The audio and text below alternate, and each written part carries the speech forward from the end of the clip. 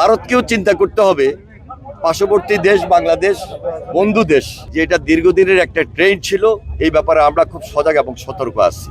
পাশাপাশি ভারতকেও চিন্তা করতে হবে, পার্শ্ববর্তী দেশ বাংলাদেশ বন্ধু দেশ, বন্ধুত্বের সম্পর্কটা কতটুকু ইতিবাচক হওয়া উচিত, এই চিন্তাটা তাদের থাকা উচিত না?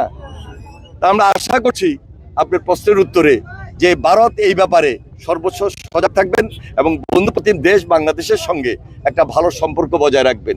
কোনো ধরনের আগ্রাসনের শিকার আমাদের দেশের মানুষ যেন না হতে পারে, সেই জন্য আমরা আরও বেশি সজাগ থাকব এবং আমাদের মাননীয় প্রধানমন্ত্রী জনাব তারেক রহমান তার নেতৃত্বে আমরা দেশবাসীও সজাগ রয়েছি। লোডশেডিং কিংবা ঘরের বাইরের তীব্র গরমে ওয়ালটন রিচার্জেবল ফ্যান থাকলে থাকবে শুধু বাতাস আর বাতাস। 17 বছরের একটা ট্রেন, এই ট্রেনটা ছিল দুর্নীতি দুঃশাসনের।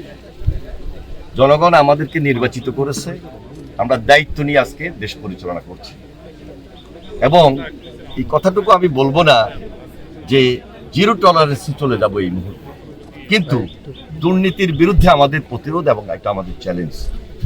মাননীয় প্রধানমন্ত্রীর নেতৃত্বে এই চ্যালেঞ্জটুকু আমরা হাতে নিয়েছি। এবং যেহেতু আমি নিজেও নোয়াখালীতে বাড়ি, এটা নোয়াখালীর আমার বাড়ি লক্ষ্মীপুর, এটা এই এলাকার এই প্রজেক্টটা শেষ করা এবং দুর্নীতি প্রতিরোধ করে চ্যালেঞ্জটাকে ছুড়ে দিয়ে চ্যালেঞ্জটা গ্রহণ করে এই প্রকল্প, শুধু এই প্রকল্পই না, সারা বাংলাদেশের যে কোনো প্রকল্প দুর্নীতির ঊর্ধ্বে থেকে শেষ করা, সম্পন্ন করা আমার নিজস্ব একটা দায়িত্ব রয়েছে।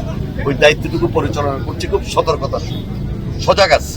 ইনশাল্লাহ কোনোভাবেই যেন কোনো ধরনের প্রভাবশালী বলেন আর কোনো দুর্নীতি আমাদেরকে একটা ক্ষতি করবে সেই সুযোগ আমরা দিব না। পাশাপাশি আপনি যে কথাটা বলেছেন যে এখানে অনেক ক্ষতিগ্রস্ত থাকবে, অনেকে ক্ষতিগ্রস্ত হয়েছে, তাদের জমি যদি অ্যাকোয়ার হয়, স্বাভাবিক কারণেই কারোর জমি বলে সেই ক্ষতিপূরণ ডিসি সাহেব আছে, তার মাধ্যমে আমরা সেটাকে ফুলফিল করব।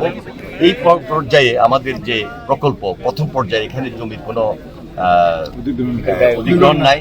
সেকেন্ড ফেজ খুব তাড়াতাড়ি শুরু হবে। সেকেন্ড ফেজটা সম্পন্ন হলে আমাদের হয়তো বা কিছু জমি সেখানে অধিগ্রহণ করতে হতে পারে, সেটা আমরা তাদেরকে সেই বেনিফিটটা বা তাদের প্রাপ্যটা আমরা দিয়েই তা অধিগ্রহণ